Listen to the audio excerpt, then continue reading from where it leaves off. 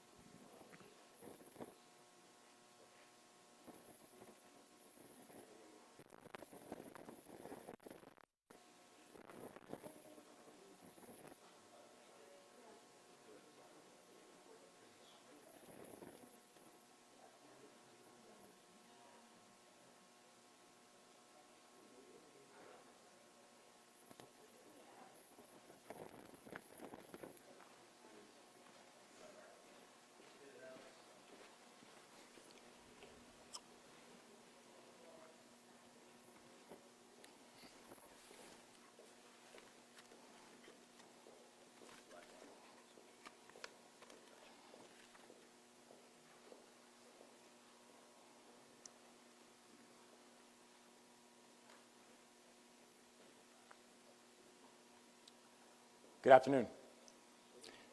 Let me start by, as always, praying for the victims of the Key Bridge collapse and their loved ones. To all the families, we want to say that for each and every one of you, you're in our hearts, you're in our thoughts, and you continue to be in our prayers. Están en nuestros corazones, están en nuestros pensamientos, y están en nuestras oraciones. 1 week ago today, the Key Bridge collapsed. 1 week later, these families are still living a nightmare, and we need to respect their call for privacy. I also want to, as always, recognize our first responders and emergency personnel. To all of you, thank you. This morning, I received a briefing from Unified Command. Our collective response continues. And today, I'll provide a few updates on the 4 directives that I've issued to our team. As a reminder, they are, first, we need to give closure to these families. The second, we need to clear the channel and open vessel traffic to the port. Third, we need to take care of our people who have been affected by this crisis, and that means our families, that means the workers, that means the businesses, that means everybody. And fourth, we need to and we will rebuild the Key Bridge. Now first, on our recovery efforts, we need to do more work clearing the channel in order to move forward. Current conditions make it unsafe for rescue divers to return to the water, and I've said it already, and I will keep on saying it, we have to move fast, but we cannot be careless. We promised these families that we would do everything in our power to bring them closure. But also, my directive is to complete this mission with no injuries and no casualties. We have already lost 6 Marylanders. We will not lose any more. Rough weather has forced this team to pivot over the last 24 hours, but the mission and the work continues. This morning, crews were setting buoys in the rain to make sure vessels could navigate the waterways. This morning, engineers and salvage teams continued with wreckage assessments and site analysis to make sure that we have a clear understanding of the work site. This is a 24/7 operation, and that cadence, it will not stop. On clearing the federal channel and opening vessel traffic to the port, we have opened 2 temporary channels that can support commercial traffic. One temporary channel is on the northeast side of the collapse with a controlling depth of 11 feet. We opened another channel today at around 1315 or 115, and it measures 14-foot depth. These channels will support traffic from small boats, and yesterday we had 1 fuel barge, 1 scrap barge, and 1 scrap barge move through the temporary channel on the north side. And I'm thankful that after only a week after the collapse, we have pathways and channels so commercial traffic can now move through. But I do want to be clear. We are still a long way from being able to get the size and the cadence of the commercial traffic back to where it was before the collapse. So the fact is right now we're still talking about an 11-foot channel and also a 14-foot channel. And so if I can just put that in a bit of perspective. Thank you. So for the Port of Baltimore, the top areas that we have here for transit and transport is actually for vehicles, both new vehicles and also heavy wheel and heavy lift vehicles. That is where the Port of Baltimore has the most significant amount of emphasis. What we're seeing right here is a visual of the collapse site. Over here is where we have the dolly. This area, everything that you see here in the black, just to get an understanding of scale, everything we see here in the black, that's 700 feet and a depth of 50. what we're talking about, so this is the main chart area, the main chapter area, and we know for all vehicles, for all vehicle transports, and also for the containers that are carrying the vehicle transports, you need a depth of at least 35 in order for the vehicles, for the new vehicles, and also the heavy vehicles to be able to move through the Port of Baltimore. This right here is 50, apologize, this right here is 50 at 700 feet. The areas that thus far have been opened up are 11 feet and 14 feet, just as an understanding of scale and what we're talking about, both for the 11-foot channel that's now opened and the 14-foot channel that's now opening. Neither one of those two channels are on this map, just to get a sense of the scope and the scale of what we're talking about.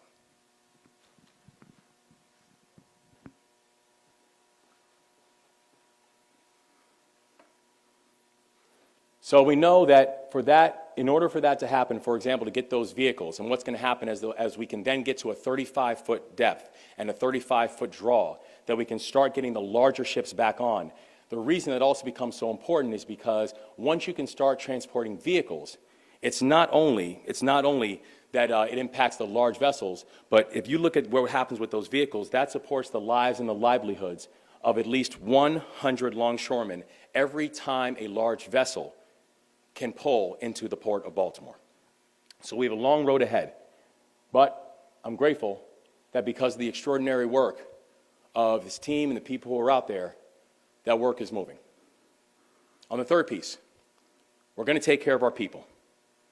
Last week, the Biden-Harris administration accepted our request to approve the Small Business Administration's Disaster Relief Declaration, and they accepted it within hours.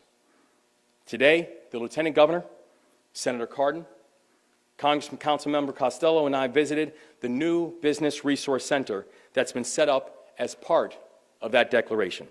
And together, we had a chance to speak with Marylanders who were coming in to get the support. We also had a chance to speak with this remarkable staff.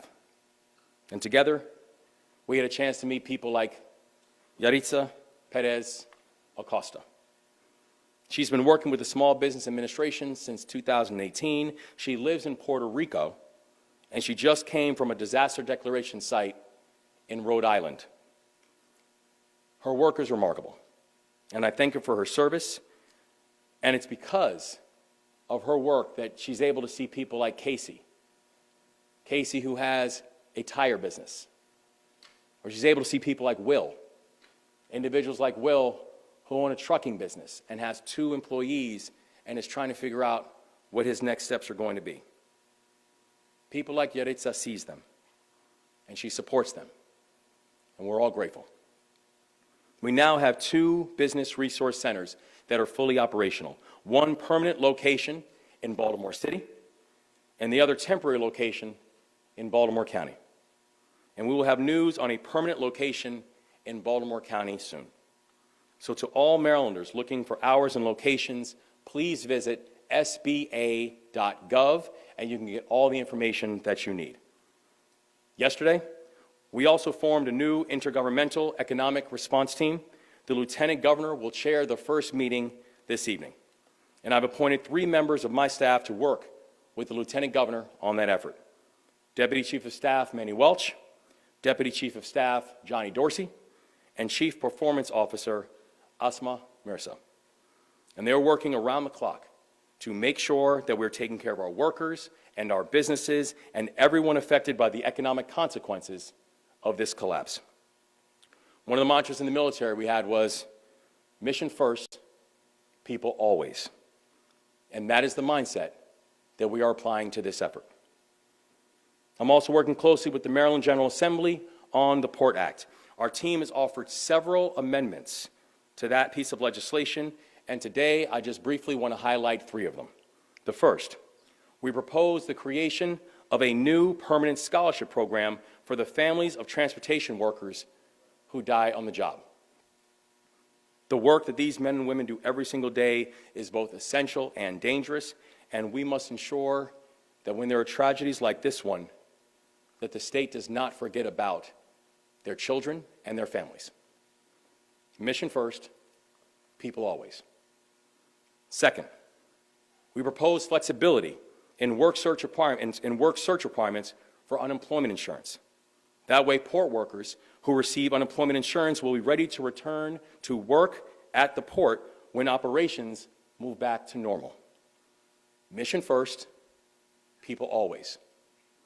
Third, we propose an amendment that will ensure flexibility for our Department of Commerce and our Department of Labor, because our goal is to make funding available for critical needs of workers and businesses as we move forward, mission first and people always. We cannot possibly find every answer to every problem in the next few days before session ends. But we can give the state the ability to respond, and quickly, over these next months. I also want to take a second to talk a bit about the state budget. When session began, our administration introduced a responsible budget that did not raise taxes. The House and the Senate have been moving through their process over the last several weeks to get a final budget to my desk for signature, and we are now 7 days from the end of session. So yesterday, I signed an executive order extending the legislative session by 10 days. I recognize that the House and the Senate are coming to the table with different perspectives. I know they are both working in good faith to achieve a resolution. And the parties are not that far apart. We all want to do what's best for the people of this state.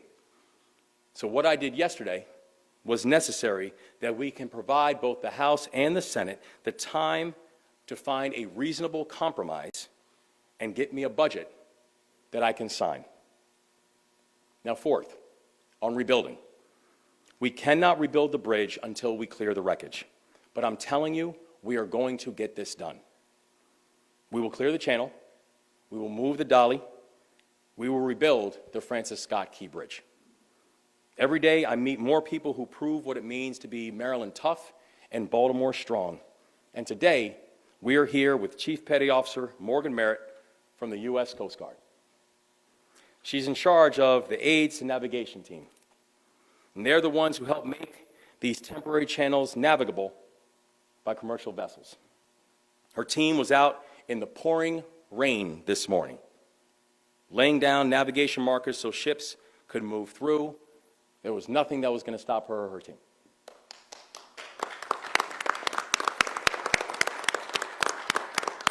And while she might have been born in Fort Pierce, I got to tell you today, you're a Marylander, and we're thankful for you. Thank you. So in this moment, I'm going to hand it over to Admiral Gilreath, who's speaking for Unified Command, and then following him, we'll be joined by Colonel Pinchason of the Army Corps of Engineers, Secretary of the Maryland Department of Transportation, Paul Wiedefeld, Senator Ben Cardin, and the Mayor of Baltimore City, my friend Brandon Scott. I want to thank all of our additional partners for being here today. So now, I'll turn it over to Admiral Gilreath, representing Unified Command. Thank you, Governor. Good afternoon. I'm Rear Admiral Gilreath. 1 week ago today, we were in this very room at about this time holding our very first Unified Command meetings with all the first responders that came to help in this tragedy. And so while the uniforms of some of those first responders have changed, and some of the faces of the responders have changed, their dedication has not. And I'm so proud of the folks, Governor, thank you for recognizing many of the folks at the Unified Command and taking the time to do that, sir. You and the mayor and all the officials have come by to say thank you to them. We truly appreciate that support. Their dedication remains unchanged, and we are going to get this mission done. Amen. So let me give you an update on where we are today on those priorities. So priority number one still remains to reopen the deep draft channel. And Colonel Pinchason is going to give you some more details on the challenges of that in just a few minutes. Our number two priority is to remove the dolly from the channel. And we continue to work on that. We've got divers going down today that are still continuing to survey around the ship. We've got engineers that are working to plan how we remove portions of the bridge from the dolly as well as remove damaged containers. And our third priority is to remove the rest of the bridge from the waterway. And we continue working along those lines, led by the efforts of the Maryland Department of Transportation and their contractors. And so yesterday we had a planned lift of one of those sections. The weather has delayed that lift, and so we haven't yet completed it, but it's still in the process, and we're still working to get that done over time. We just can't do that lift in lightning, and some of those other conditions are making that challenging, but from a safety perspective, it is unsafe to operate those cranes when we don't have lightning in the area. So we're going to continue to work to do that, but we've got to do that safely.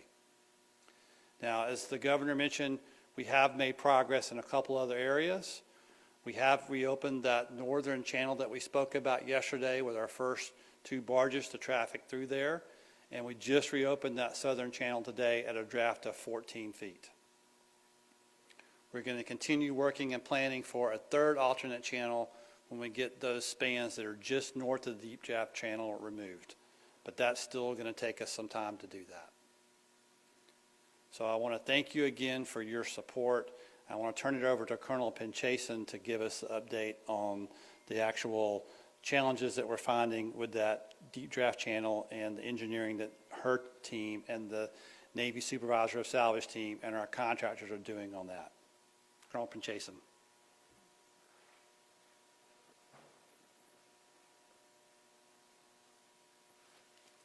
Notes this time.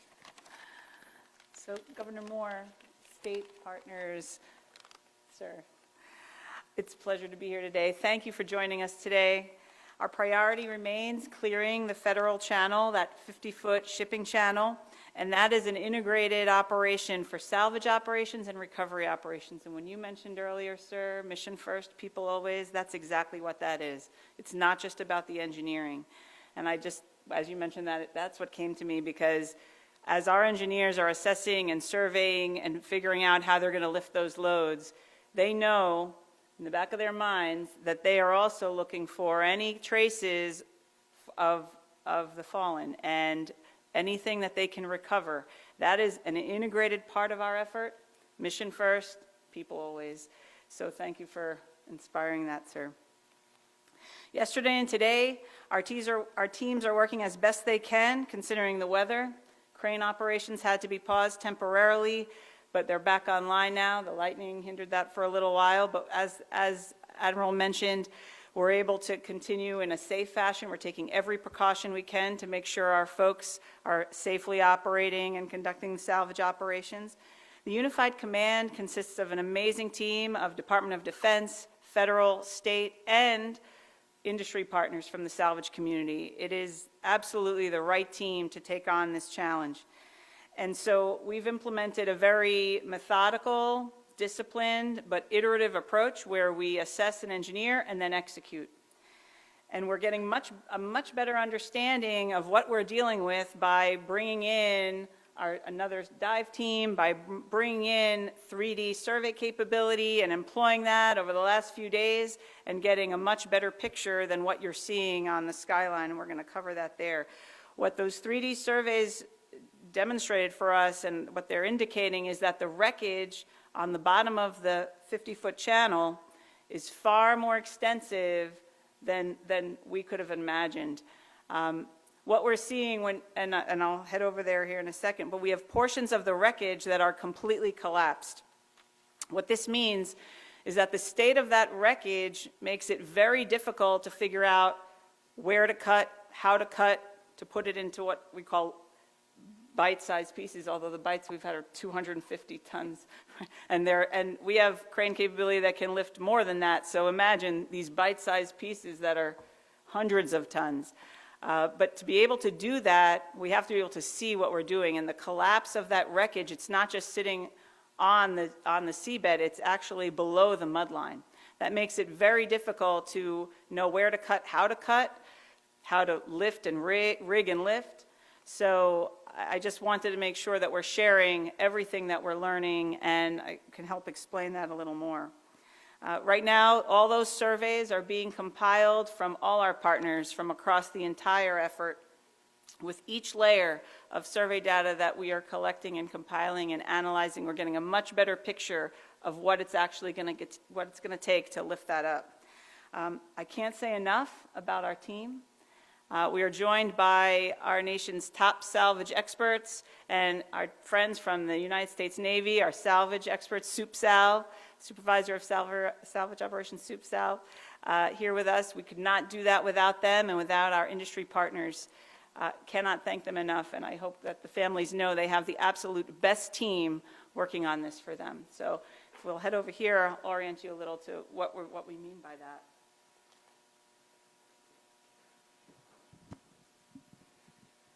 So as the governor mentioned, this is a survey graphic. I know it's a little pixelated. I don't know if we can shift. You said to shift it on the screen. Okay. This is what you all have seen. I think most of you have been out on site and have seen the wreckage. You've seen spans that look like some structural integrity there. These trusses that we see, that we used to love to see, that beautiful bridge, and they're sitting, laying in the water. But as you see below the water, it starts to get messy, right? It doesn't look like that. You can't even see what that means. You don't see any structural integrity there. So while here, this area that we were proposing to cut into bite-sized pieces and be able to place them on barges and be able to transport them away,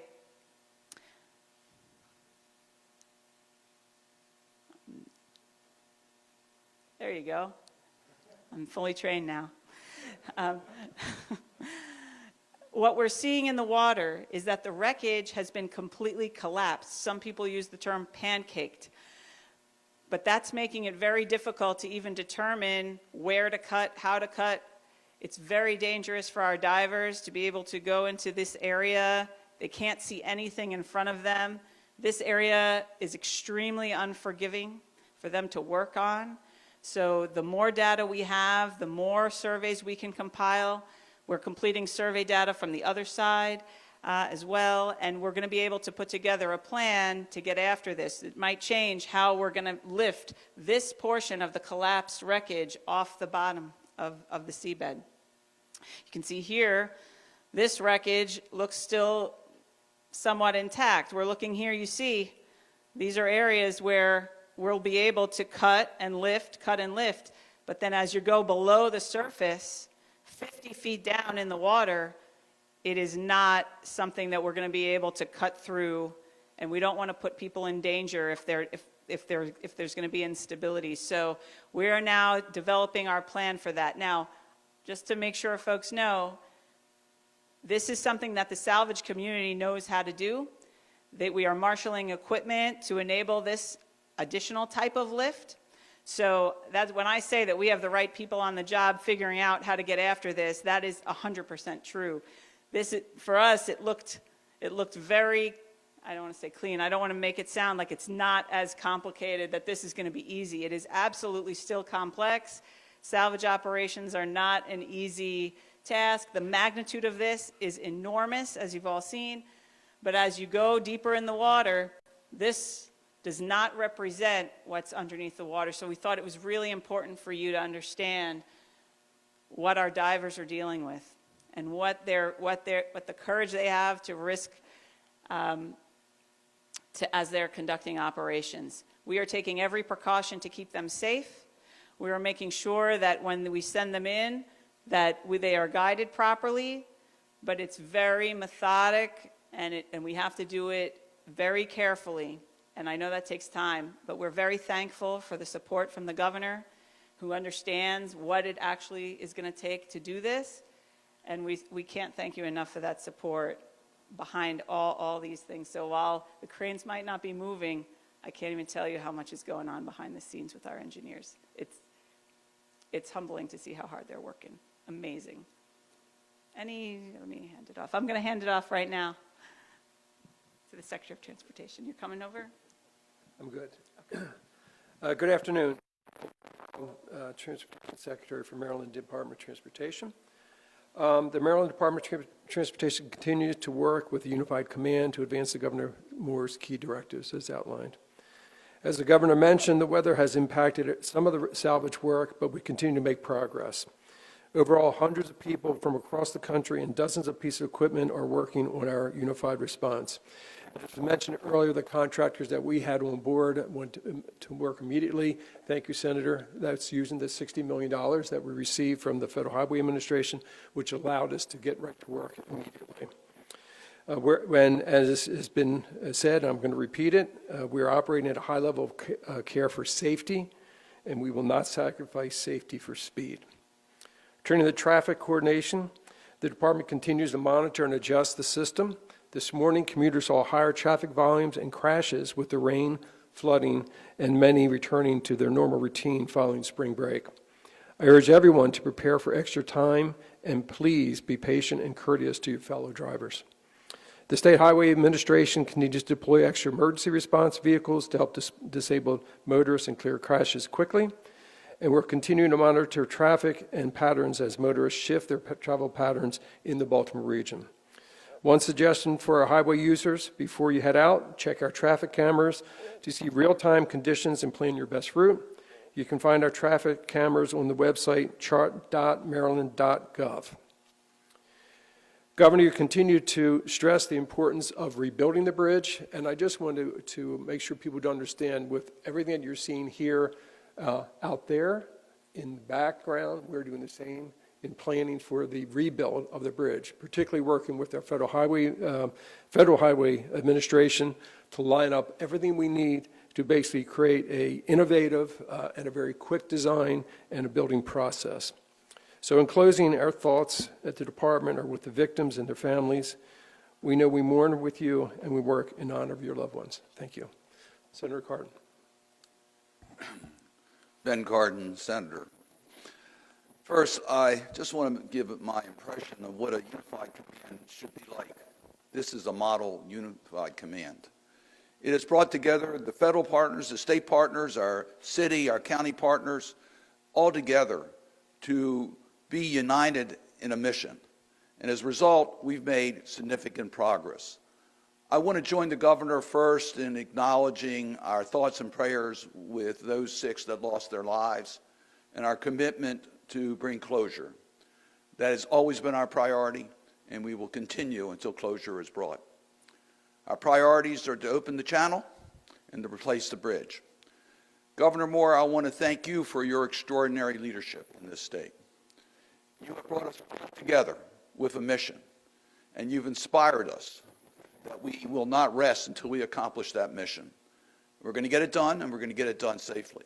Admiral, I can't thank you enough in regards to what the Coast Guard has done, and Colonel, in regards to the Army Corps. Our partners have been here. I'm frequently asked from our federal congressional delegation, will the federal government be there with the resources that Baltimore needs?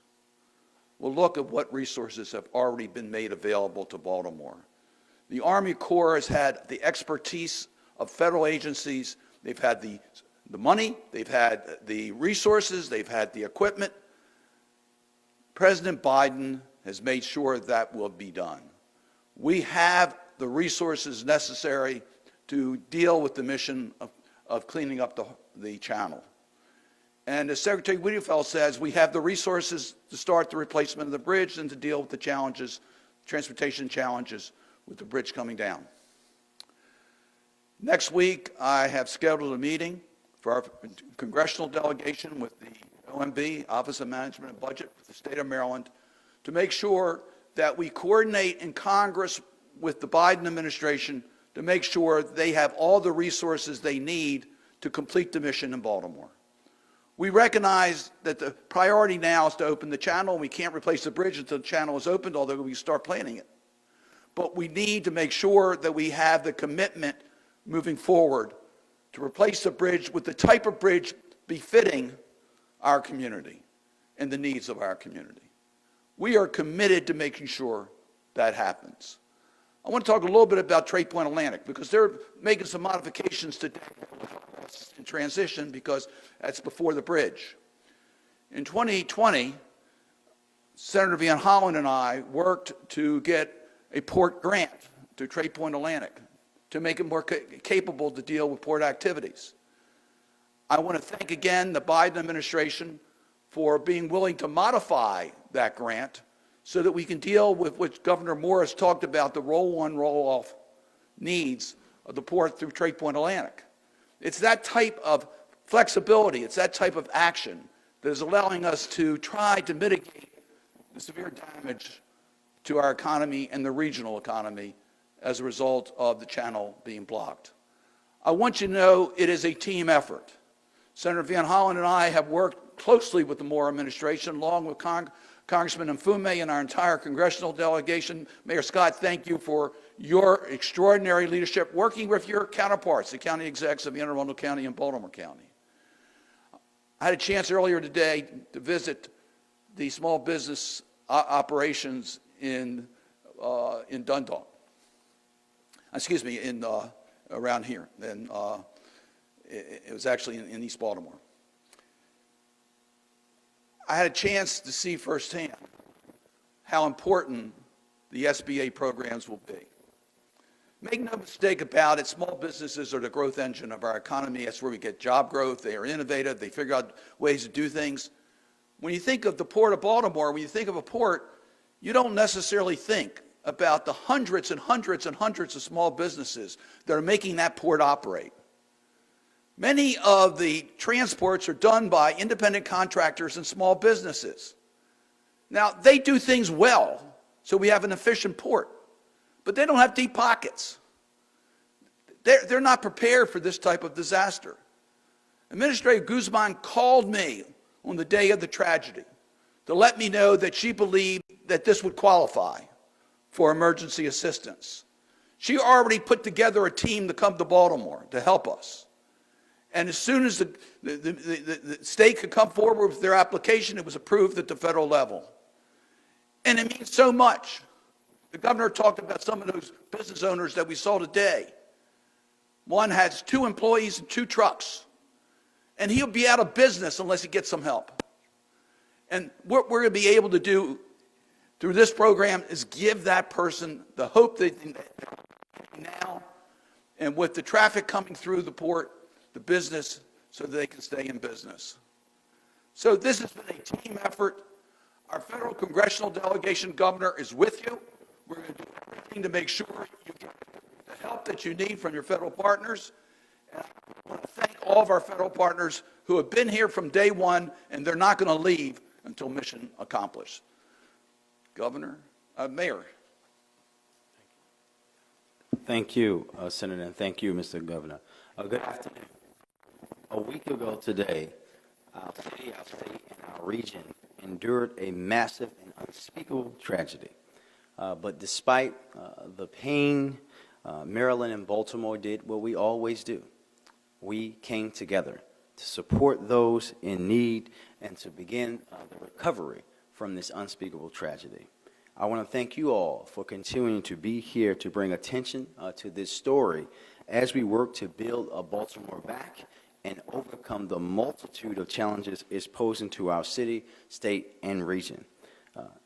And of course, first and foremost, again, the thoughts and prayers of all of Baltimore will now and forever be with those who we lost. In the excitement of yesterday's progress in establishing a channel for some emergency and some commercial vessels, I don't want us to lose sight of the fact that we still have 4 Marylanders missing below the water. And we know that every single person in the Unified Command, every single first responder, everybody that is there in front or behind the scenes is not going to forget those folks. And I know that no one up here will rest until we bring them home and provide closure to their families. Yesterday, we talked about meeting with the union members from ILA and making the same commitment to them that we made to the families, that we will always be with them to see this through alongside them.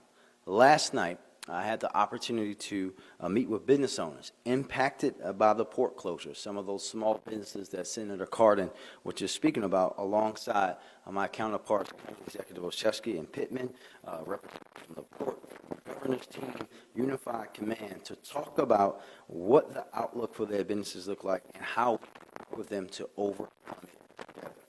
The road ahead is long and difficult, but we will navigate the challenges ahead and utilize every single tool we have to support businesses and their workforces. And we'll do that the same way we've done everything since that first phone call, together, in coordination, each relying on our unique tools and assets. Everyone should know, no matter how hard it is, our city will come out stronger, our state will come out stronger, and we will be more unified and more ready for the future than we were before this unspeakable tragedy. And we'll do that by focusing on our city and state's greatest asset, our people. And with that, Governor. Thanks, Mayor. Yes, sir. Thank you.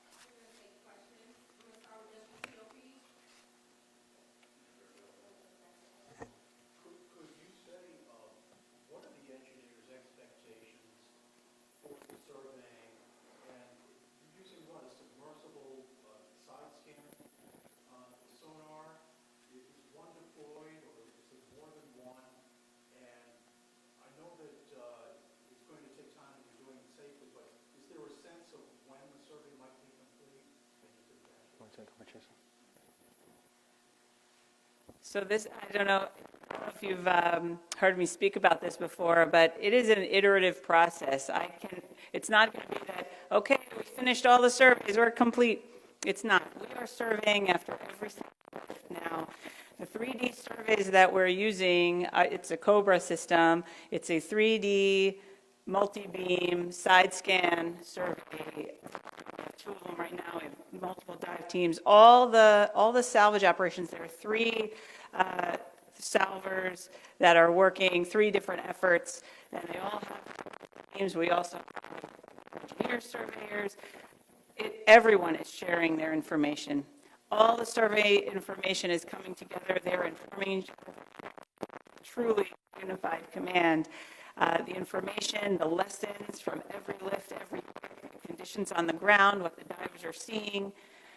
They're not going into their separate areas and working on it themselves. They are coming together to give everybody the best picture. They're creating a shared understanding of what the conditions are, what the challenges are, what they're facing. And we have an incredible asset, Navy Supervisor of Salvage, that is coordinating this for the U.S. Army Corps of Engineers and creating a holistic plan for the entire effort. And what's taking place on the ground is just phenomenal, and creating the best conditions for our surveyors and our divers to be able to inform the salvage operations.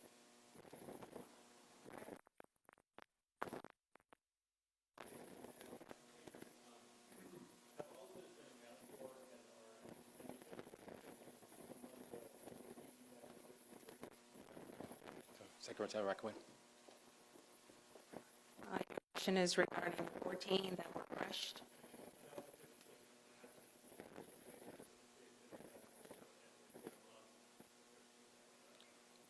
They have 14 that were crushed, yes. So they have been accounted for.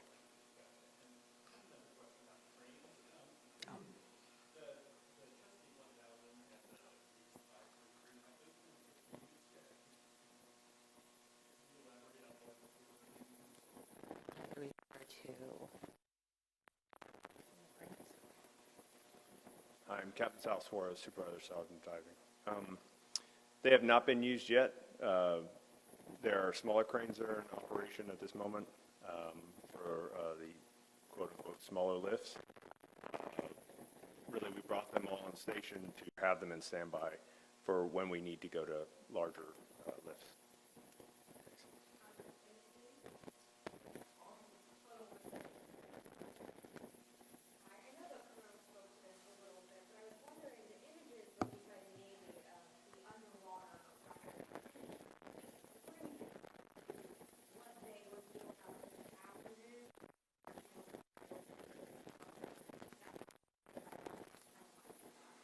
Yeah, I think one of the things that we see is as water images are, I think one thing happened is once we actually got a chance to see the submerged to 3D imagery, that what we see under the water is even more complicated. That we are literally talking about mangled metal that goes to the depths of the seafloor. And also how you see it's not just on one certain area. You see it literally throughout from the point of where the ship, from before where the ship begins, into shallow areas. So I think one of the things we continue to see as we continue to look through the imagery and understand the underwater imagery is the complexity is even more complex than we thought going in, just because of how submerged, how intertwined, and how mangled the metal really is. So it continues to highlight the fact that we said this was going to be a long road. This continues to confirm this is going to be a long road. It's also something that there are still, as I mentioned before, there are still a lot of unknowns that we're still working to understand and dissect. We're committed to making sure we get this done. We're committed to making sure we get this done to completion, but we want to be very clear. This is not a simple operation. In many ways, this is a very unprecedented operation in the level of complexity.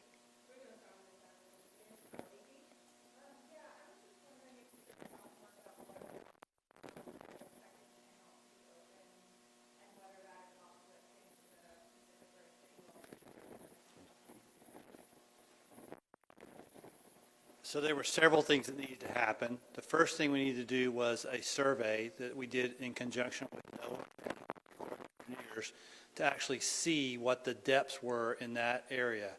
And then we identified a pre-existing obstruction that the Department of Transportation and their contractor were able to go over and basically pull that out of the water for us, which then gave us that 14-foot draft.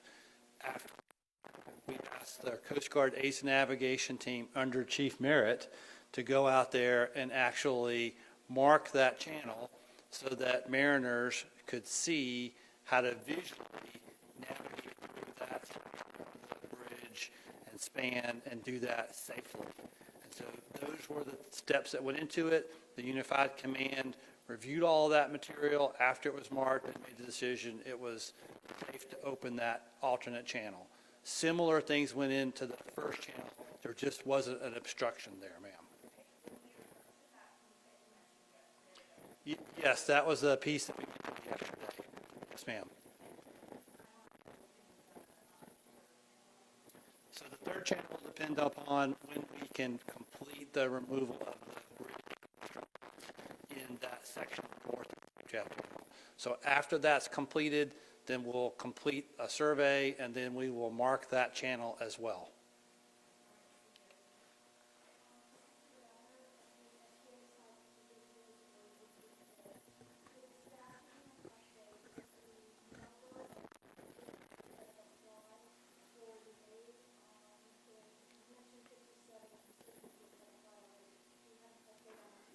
Yes, so they told us that 57 had come in and had come in online before. They were still calculating the numbers that had come in thus far for the day, but the indication that we got was that already the number was in the dozens of people. And what they were noticing was not just a flow of people who were both going online and going through the process, but a steady flow of people who are actually coming in to get their questions answered and put together in-person applications as well. So they've indicated that the flow has been steady, but the thing they also showed us is that they're prepared for it.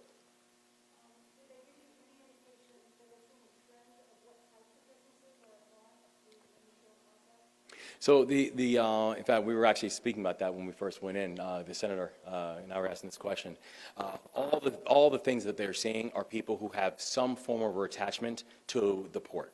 So whether it is a truck driver who was running routes, using the port as an entity. Whether it was, I mentioned before about KC, who had a tire company, and some of the specific vehicles that he was making tires for were tires that were destined for either the new car placements or the vehicles that were coming into the port. So the only consistent thread that they told us they were seeing was just showing that the variance of impact that this port, that the maritime operations of the port were having on individual businesses. Thank you.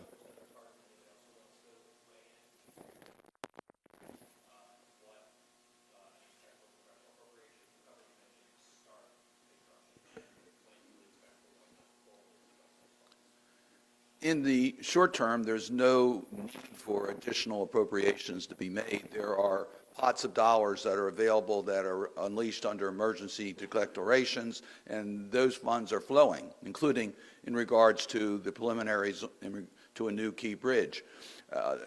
There are agency budgets that cover a lot of these needs. They're prepared for these types of emergencies. So there's been no slowing down, and we don't anticipate any slowing down. There is a limit to how much funds are appropriated. So there comes a time when you have to replenish those funds. That goes through the normal, in many cases, the normal appropriation process is not necessarily designated to Baltimore or the Key Bridge, but there are going to be funds that are going to be necessary to be replenished as a result of this type of an emergency. When you have a tragedy like this, a catastrophic event to infrastructure that has national significance, the Congress has come together to make sure the resources are there so that infrastructure can be replaced. And I want to acknowledge Senator McConnell, the Republican leader of the Senate, for his positive comments today about the federal government.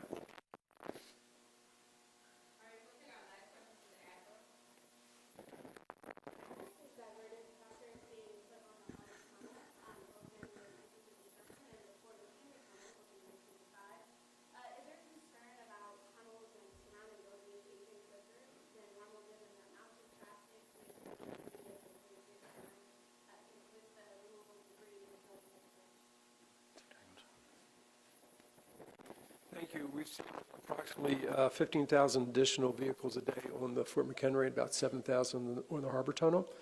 So over time, yes, that will have an impact. So what we will do is we'll monitor the condition of those facilities and make any necessary improvements to make sure that the safety of those facilities are maintained.